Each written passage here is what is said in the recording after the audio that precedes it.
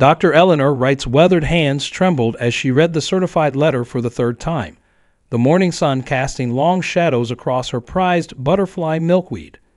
After 30 years as a botanist at the Desert Botanical Research Institute, she had thought retirement would finally give her the freedom to pursue her passion project. Instead, she found herself facing an adversary more formidable than any invasive species she'd encountered in her career, the Pristine Pines Homeowners Association. The letter, printed on expensive cream-colored paper with the HOA's gold-embossed letterhead, detailed 17 violations with clinical precision. Eleanor's eyes lingered on each accusation: unauthorized plant species contrary to approved landscaping palette, excessive garden height exceeding 24 inches, improper placement of native species visible from common areas, and wildlife attracting vegetation creating potential nuisance. The violations culminated in a $500 daily fine, set to begin in exactly 72 hours. A monarch butterfly landed on the letter, its orange wings a stark contrast to the threatening text. Eleanor watched it for a moment, remembering why she'd started this project in the first place. The Southwest was facing its worst drought in recorded history. Last month, 3 neighboring communities had implemented severe water restrictions, while her demonstration garden thrived on a quarter of the water needed for the traditional grass lawns the HOA mandated. She walked through her front yard, cataloging each carefully chosen plant. Desert marigolds created swaths of gold near the sidewalk, while purple penstemons swayed gently in the morning breeze. Native sage plants released their aromatic oils into the air, attracting local bees that had become increasingly rare in recent years. Near her front door, a young Palo Verde tree was already showing signs of exceptional growth, its green bark gleaming as it stretched toward the Arizona sky. Each plant told a story of adaptation and resilience.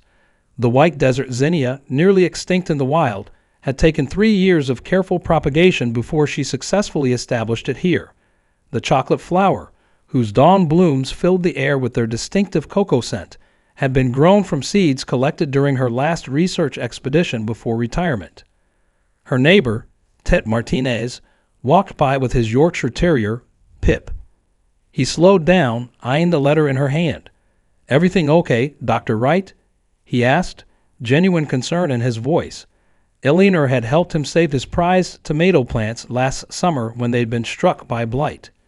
"The HOA," she said, managing a tight smile. "They seem to think my garden is a threat to property values." Ted shook his head. "That's ridiculous. Your yard uses less water than anyone's, and it's the only one with actual color year-round. My grandkids love counting the butterflies when they visit." Eleanor nodded, an idea beginning to form. She'd spent her career fighting to protect endangered plant species, documenting their crucial roles in ecosystem survival. Perhaps it was time to apply those same research and advocacy skills to a different kind of preservation battle. She folded the letter carefully and slipped it into her pocket. The monarch butterfly took flight, circling once before heading toward her patch of milkweed. Eleanor watched it go, her resolve strengthening with each beat of its wings. The HOA board clearly didn't understand the scientific and environmental significance of what they were trying to destroy. But they would. She hadn't spent 3 decades as a botanist without learning how to document, defend, and fight for what mattered. She turned toward her house, mind already racing with plans. They had given her 72 hours to comply. She would show them exactly what a determined scientist could do with that time. Victoria Sterling began her morning inspection walk at precisely 7:15 a.m., just as she had every day for the past 6 years. Her Louboutin heels clicked sharply against the sidewalk, each step purposeful and measured. The iPad Pro in her manicured hands was already open to her custom-designed violation tracking app, a tool she commissioned after becoming HOA president. As a former VP of corporate compliance at Goldman Sachs, she understood that maintaining order required both vigilance and documentation. The morning sun cast long shadows across Pristine Pines' impeccably maintained lawns, each one cut to the regulation 2 inches, their emerald squares perfectly bordered by association-approved flowers in muted pastels. Victoria allowed herself a small smile. It had taken 3 years to achieve this level of uniformity, to transform their community from merely acceptable to exemplary. Property values had risen 22% under her leadership, and Better Homes and Gardens had featured their neighborhood in last spring's issue. Her satisfaction evaporated as she rounded the corner onto Saguaro Lane. Dr. Wright's property stood out like a neon sign at a funeral, its wild assemblage of plants breaking every aesthetic rule Victoria had worked so hard to establish. Even worse, a small group of residents had gathered at the edge of the botanist's yard, pointing at various plants with obvious interest. "The water savings are incredible," Victoria overheard Sandra Chen saying. "And did you know these flowers are all native to Arizona? My water bill has been astronomical trying to keep those mandatory petunias alive." Victoria cleared her throat loudly, causing the group to disperse like startled quail. She recorded their names in her notes. Attending the emergency board meeting she called for that evening would give them a chance to demonstrate their loyalty to community standards. Approaching Eleanor's garden, Victoria began cataloging new violations. The rain barrel system had been expanded, now featuring a complex network of copper pipes that, while admittedly artistic, clearly violated Section 5.3 regarding visible water collection apparatus. A hand-painted sign identifying various plant species had appeared, breaching regulations on unauthorized signage. Most alarming was the small gathering of elementary school students sketching the plants for what appeared to be a science project. Victoria's iPhone buzzed with an email from Diane Foster, their real estate liaison. 3 potential buyers had asked about allowing native plant landscaping after viewing Eleanor's yard. This was exactly what Victoria had feared, one deviation spawning a cascade of challenges to the carefully crafted rules that kept their community prestigious and valuable. She dialed the HOA's attorney, Jonathan Pierce, not caring that it was barely 8 a.m. "We need to move faster," she said without preamble. "Draft whatever legal documents are necessary. I want construction liens, property liens, whatever it takes, and add a violation for operating an unauthorized educational facility from a residential property." Ending the call, Victoria noticed movement in Eleanor's front window. The botanist was watching her. Their eyes met briefly, and Victoria was surprised to see not intimidation, but calm determination in the older woman's gaze. It reminded her uncomfortably of the SEC regulators who had occasionally visited her trading floor, armed with facts and federal statutes. She straightened her channel jacket and lifted her chin. She hadn't gotten to where she was by backing down from challenges. The HOA board meeting that evening would remind everyone why conformity and property values mattered more than amateur environmental experiments. She'd already drafted a new amendment to the community bylaws, one that would make unauthorized botanical installations punishable by immediate fines and legal action. Victoria took one last photo of the offending garden for her records. By this time next week, she promised herself, Pristine Pines would be back to its pristine, predictable perfection. Marcus Chen paused his drone camera, hovering it perfectly still above Eleanor's garden during the golden hour. A journalism student had taught him about this perfect moment of dawn light, and he'd been getting up at 5 a.m. for a week to capture it. Through his iPhone screen, he watched as a family of quail navigated through the desert sage, their bobbing topknots creating perfect silhouettes against the morning sun. "This is going to blow up," he muttered, adjusting the frame. His previous TikTok about Eleanor's garden had already reached 100,000 views, but this one felt different. He documented the increase in local wildlife over just 1 week. 3 species of hummingbirds, monarch butterflies, native bees, and now these quail. Each video was a direct challenge to Victoria Sterling's claim that the garden was a neighborhood nuisance. Inside her kitchen, Eleanor was hosting what had become an underground gardening resistance. Sandra Chen from the book club, Tom Martinez, who ran the local hardware store, and even Mrs. Peterson, the retired high school biology teacher, sat around her breakfast table examining seed catalogs and water conservation data. "Look at this," Sandra whispered, sliding her phone across the table. The neighborhood's private Facebook group was buzzing with photos of subtle acts of botanical rebellion. Behind privacy fences and in sheltered side yards, residents were beginning to plant native species. Someone had created a shared document tracking water usage, comparing traditional lawns to desert-adapted gardens. Mrs. Peterson adjusted her reading glasses to examine Eleanor's latest soil analysis. "The microbial activity in your soil is off the charts," she said. "I've never seen anything like it. This could revolutionize how we think about desert gardening." A knock at the back door made everyone freeze. Eleanor relaxed when she saw Marcus's grinning face through the window.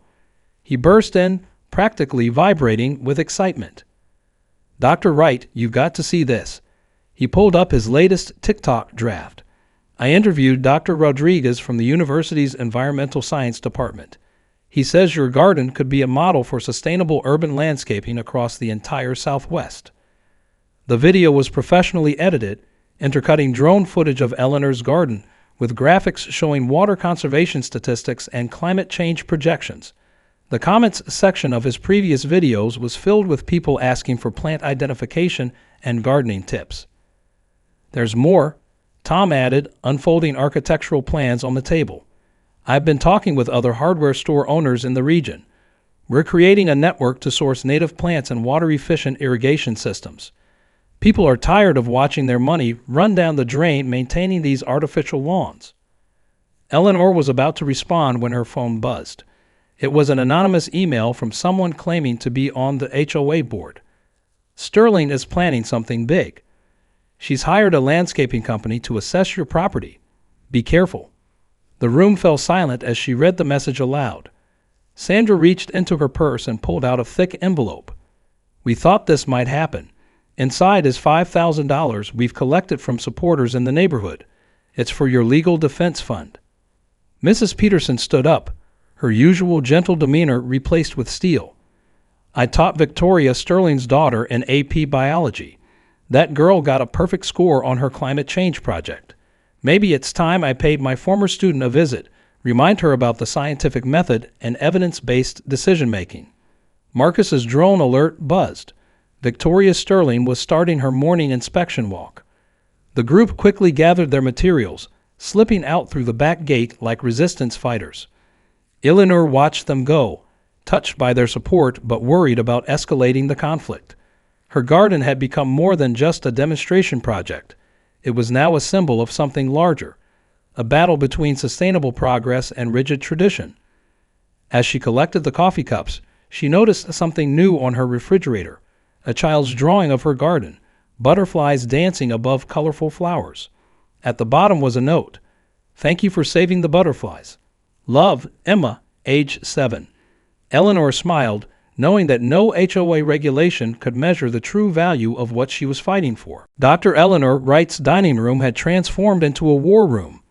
3 decades of research papers covered every surface, sticky notes creating a technicolor mosaic on her walls. She hadn't slept properly in days, but the adrenaline of battle kept her sharp. Her laptop displayed a growing spreadsheet of data that would make any HOA board member's head spin. Water usage metrics, soil composition analyses, native species survival rates, and property value trends from communities with sustainable landscaping. "These numbers are extraordinary," Dr. James Rodriguez said, adjusting his glasses as he studied the charts. The head of urban sustainability at Arizona State University had arrived early that morning, bringing with him a team of graduate students armed with sophisticated monitoring equipment. "Your garden is actually creating a microclimate. The temperature difference between your yard and the traditional lawns is significant enough to impact home cooling costs." Eleanor nodded, spreading out thermal imaging photos taken by one of James's students. The images showed her property as a cool blue island in a sea of red heat radiating lawns. "But will it be enough to convince them?" she asked, thinking of Victoria Sterling's determination to maintain her vision of suburban perfection. A knock at the door interrupted their discussion. Lisa Martinez from Channel 12 News stood on the doorstep, camera crew in tow.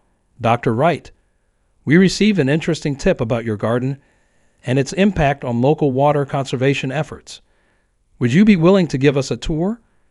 Eleanor glanced at James, who gave her an encouraging nod. "Perfect timing," he said quietly. "I just finished calculating the annual savings per household." If the entire neighborhood adopted your methods, each family would save approximately $983 per year in water and maintenance costs. The next hour was a blur of interviews and demonstrations. Eleanor walked Lisa through the garden, explaining how each plant species had been carefully selected for its ability to thrive in the desert climate while supporting local wildlife. Dr. Rodriguez provided scientific context, his academic credentials lending weight to Eleanor's practical expertise. And these savings could be replicated across the Southwest. Lisa asked, her reporter's instinct sensing a bigger story.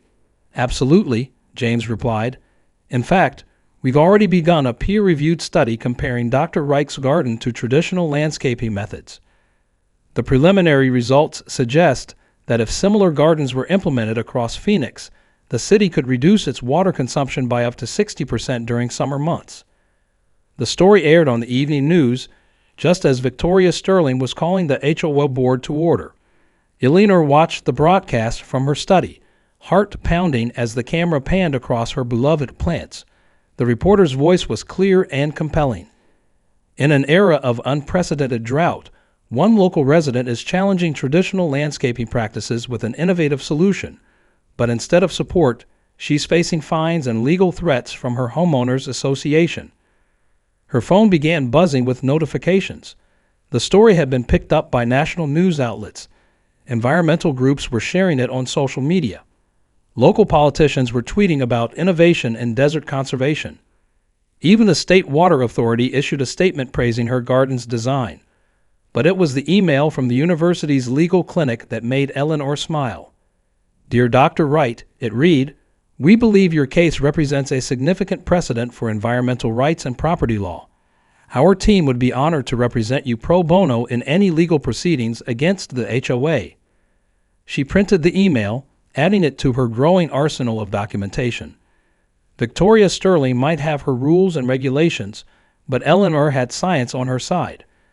Tomorrow, she would present her findings at the emergency HOA meeting. Let them try to argue with peer-reviewed research and thermodynamic data. As she organized her presentation materials, a hummingbird hovered at her window, its iridescent feathers catching the last light of day. Another piece of living proof that change, however challenging, was worth fighting for. Victoria Sterling paced the marble floors of Davidson, Pierce & Associates, the most expensive HOA law firm in Phoenix. The conference room's floor-to-ceiling windows offered a panoramic view of the city, but her attention was fixed on the stack of legal documents before her. The morning news playing silently on a wall-mounted screen showed yet another replay of Eleanor's garden story, now trending nationally. "This ends today," Victoria declared, her voice sharp enough to make junior associates flinch. "I want every possible violation documented, every bylaw enforced to the letter. If she has a blade of grass 1 centimeter too high, I want it cited." Jonathan Pierce, the firm's managing partner, spread out aerial photographs of Eleanor's property. "We've identified 23 additional violations," he said, sliding a thick folder across the polished table. "The rain collection system violates 3 separate ordinances. The educational signage constitutes unauthorized commercial activity in a residential zone. Even the bird bath exceeds permitted height restrictions." Victoria smiled for the first time that day. Perfect. What about the lion? Already prepared. Jonathan produced another document. The accumulated fines now total $15,750. "We can file first thing." He paused, frowning at his buzzing phone. "Interesting. Dr. Wright has just filed for a temporary injunction citing the Federal Freedom to Grow Act." "The what?" Victoria snapped. "It's a relatively obscure piece of environmental legislation from 2023, Jonathan explained, quickly scanning the document. "It provides certain protections for sustainable gardening practices, particularly in drought-prone areas." He looked up, his expression grave. This could complicate things. Victoria's phone chimed with an HOA board message. 3 members were expressing concerns about the negative publicity. The local newspaper had run an editorial criticizing the HOA's draconian policies. Worse, a luxury home developer in a neighboring community had just announced plans for an eco-friendly subdivision featuring native plant landscaping. Draft a press release, Victoria ordered, turning to the PR team she'd hired. Frame this as a safety issue. Mention fire hazards, potential wildlife dangers, anything that makes us sound concerned about community welfare rather than control. A junior lawyer cleared his throat nervously. Ms. Sterling, there's something else. We found social media posts suggesting other residents are secretly planting native species, and someone's been documenting water usage disparities between traditional lawns and xeriscaping. The data, well, it supports Dr. Wright's position. Victoria's heels clicked menacingly as she strode to the window. Below, the city sprawled out in a patchwork of artificially green lawns and water-hungry ornamental plants. Her own carefully manicured yard had won Best Maintained Property 3 years running. She'd built her reputation on maintaining Pristine Pine's perfect image. She couldn't let one rebellious botanist destroy that. Send violation notices to every suspected participant, she commanded. Schedule immediate property inspections. If anyone's installing unauthorized plants, I want them fined before they take root. She turned back to Jonathan. And I want every piece of dirt you can find on Dr. Wright. Professional complaints, parking tickets, overdue library books, anything we can use to discredit her. As her legal team scrambled to comply, Victoria noticed dark clouds gathering on the horizon, the first hint of Arizona's monsoon season. Soon, Eleanor's water-efficient garden would flourish while traditional lawns struggled against the brutal summer heat. She had to act fast. One more thing, she added, her voice cold. Install surveillance cameras at the entrance to Pristine Pines. I want to know everyone who visits that garden. This isn't just about one yard anymore. It's about maintaining control, and I will not lose. The lawyers exchanged worried glances. They'd seen HOA disputes before, but this was different. This was war. The Pristine Pines Community Center had never been so packed. Residents spilled out into the hallway, their murmured conversations creating a tension-filled hum. Security guards hired by Victoria Sterling stood at strategic points, their presence adding to the charged atmosphere. The room had physically divided itself. Eleanor's supporters wore small native flower pens, while Victoria's faction displayed property values first buttons in Pristine Pines' official colors. Marcus Chen stood at the podium, his presentation on biodiversity displayed on the screen behind him. At 17, he was the youngest person to ever address the HOA board, but his voice remained steady as he shared his findings.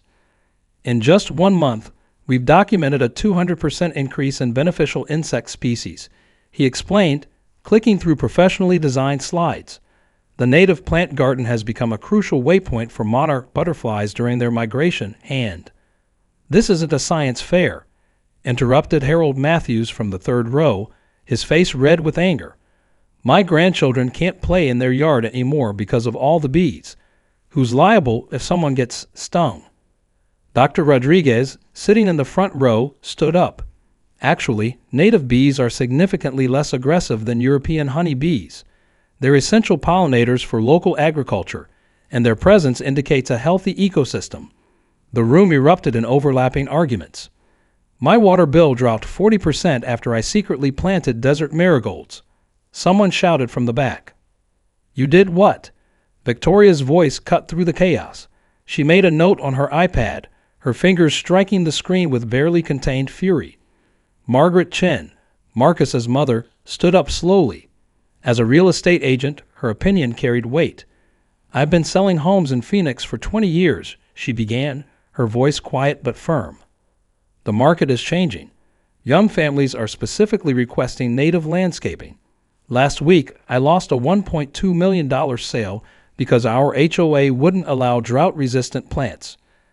Victoria's supporters erupted in protests about property values and neighborhood character, but they were interrupted by an unexpected voice. Mr. Thompson, who had lived in Pristine Pines longer than anyone else, rose shakily to his feet. The room fell silent. At 87, he rarely attended meetings anymore. My Clara, he began, his voice trembling with emotion. She grew up on a Kansas prairie. Wild sunflowers and prairie grass as far as you could see.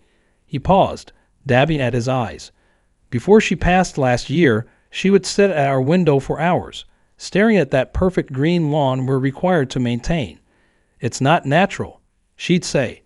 It's not alive. He turned to face Eleanor. But last week, I saw a goldfinch in Dr. Wright's garden. Clara loved goldfinches. That's the first one I've seen here in 30 years. The silence that followed was broken by soft sobs from several corners of the room. Even some of Victoria's supporters looked uncomfortable. Marcus stepped away from the podium, but not before displaying his final slide, a time-lapse video showing Eleanor's garden from dawn to dusk. Hummingbirds darted between salvias, quail families paraded through native grasses, and butterflies danced among the blooms. The background music was a recording of local birdsong captured in Eleanor's yard. This isn't just about rules and regulations, he concluded. It's about what kind of community we want to be, one that works with nature or against it. Victoria stood abruptly, her chair scraping against the floor. "This meeting is adjourned," she announced, but nobody moved. They were all watching Eleanor, who had quietly walked to the center of the room. "Before we leave," Eleanor said, her voice carrying the authority of decades in academia, "I invite every single one of you to visit my garden tomorrow morning. See for yourselves. Bring your children, your cameras, your questions. Let's have a real conversation about our community's future." The room buzzed with renewed conversation as people began to leave, many already marking their calendars for tomorrow's visit. Victoria remained at her seat, watching as residents from both sides approached Eleanor to confirm the time. The battle lines she had so carefully drawn were beginning to blur, and she wasn't sure how to redraw them. Victoria Sterling sat at her immaculate dining room table, staring at the unopened bottle of Bordeaux she'd been saving for a special occasion. The evening sun cast long shadows through her floor-to-ceiling windows, highlighting the pristine lawn she'd fought so hard to maintain. Her daughter Rebecca's unexpected arrival from California had thrown her carefully planned strategy into disarray. "Mom, we need to talk about what you're doing," Rebecca said, placing her laptop on the table. As a climate scientist at Berkeley, she just finished a 3-year study on urban heat islands and water conservation. "I've reviewed all the data from Dr. Wright's garden. Do you realize what she's accomplished?" Victoria lifted her chin defensively. "What she's accomplished is destroying 15 years of consistent property values and community standards. Do you know how hard I've worked to maintain an artificial environment that's literally killing the planet?" Rebecca interrupted, her voice sharp but trembling with emotion. "Mom, I need to show you something." She opened her laptop, pulling up satellite imagery of the California coastline. "This is why I came home early. See this point here? This is where our beach house is, or rather, where it will be in about 10 years. Victoria leaned forward, her perfectly manicured nails gripping the edge of the table. The projection model showed clear erosion patterns, accelerated by rising sea levels. The beach house had been in her family for 3 generations. She taught Rebecca to swim there. "The same environmental practices you're defending," Rebecca continued more gently, "the non-native lawns, excessive water usage, rejection of natural ecosystems, they're all contributing to this.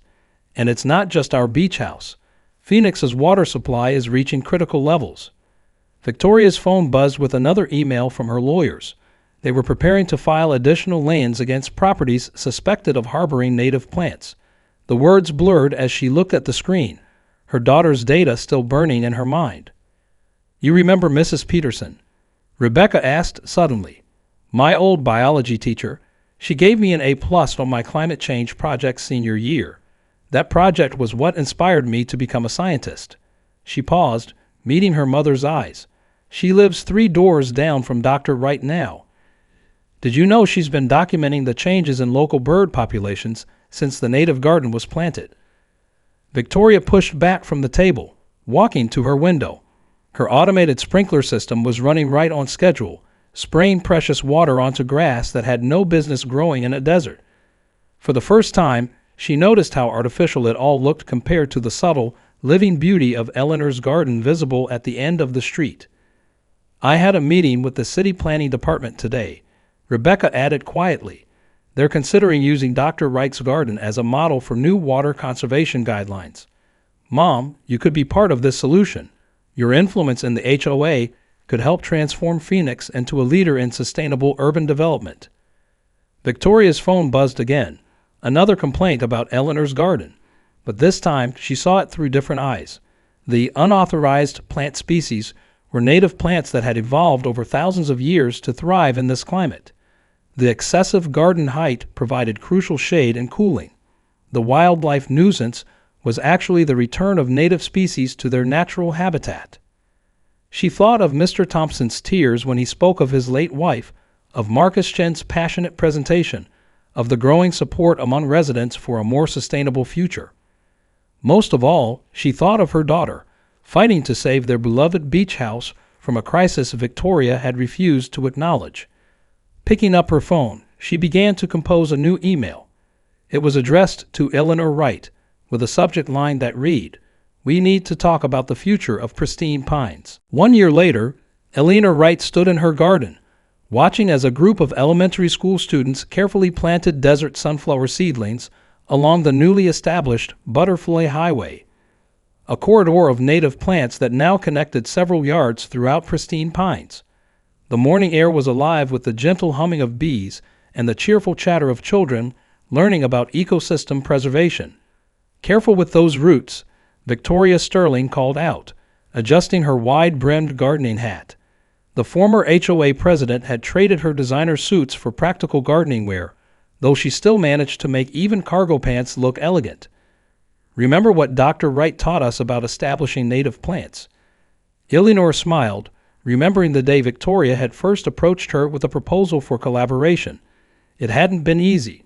Months of negotiation, countless committee meetings, and careful revision of HOA guidelines. But the results were transforming their community in ways neither of them had anticipated. "The latest water usage reports are in," Rebecca Sterling announced, joining them with her tablet. She'd taken a research position at Arizona State University to help document what they now called the Pristine Pines model of sustainable suburban development. "We're down 65% from last year, and the new thermal imaging shows a significant reduction in surface temperatures throughout the neighborhood." Marcus Chen, now a freshman environmental science major, was filming the morning's activities for his documentary. His first TikTok series about Eleanor's garden had led to a scholarship and an internship with National Geographic. "Mrs. Sterling," he called out, "can you tell us about the new HOA guidelines you helped develop?" Victoria straightened, pride evident in her voice. "Our Environmental Innovation Committee has created a framework that balances community standards with ecological responsibility. We've established guidelines for native plant landscaping while maintaining the aesthetic appeal that makes our neighborhood unique." She paused, sharing a knowing look with Eleanor. "Sometimes the most beautiful gardens grow from the most resistant soil." The transformation was visible throughout pristine pines. Traditional lawns had given way to thoughtfully designed native landscapes, each yard contributing to a larger ecosystem. Property values had indeed changed. They'd risen 30% above comparable neighborhoods, as home buyers specifically sought out their community's commitment to sustainability. Mr. Thompson shuffled over, supported by his grandson. His own yard had been converted into a prairie garden that would have made Clara proud. "The goldfinches are nesting," he announced with a smile. "First time since 1992. Eleanor watched as Mrs. Peterson led a group of residents through the garden, pointing out different plant species and their ecological roles. The weekly garden tours had become so popular they now required registration. Even the local news had returned, this time to cover Pristine Pines' selection for the National Award for Community Environmental Leadership. "You know," Victoria said quietly, standing beside Eleanor, "I kept every violation notice I ever wrote about your garden. Rebecca framed them. They're hanging in my study next to our Sustainability Award. Remind me to show you sometime." Eleanor chuckled, watching a monarch butterfly dance past them on the morning breeze. "I kept them too. Sometimes we need to break the rules to write better ones." As the morning's activities continued around them, Eleanor reflected on how a simple garden had grown into something far more meaningful, a testament to the power of standing firm in one's beliefs while remaining open to change and collaboration. The native plants had done more than transform their landscape. They had cultivated a new kind of community, one that bloomed with possibility. A young girl tugged at Eleanor's sleeve, holding up a painted rock she'd found among the salvias. "Dr. Wright, is it okay if we make a habitat for lizards over there? Mom says they eat mosquitoes." Eleanor glanced at Victoria, who nodded with a smile. "Of course, sweetheart," Eleanor replied. "In this garden, there's always room for something new to grow."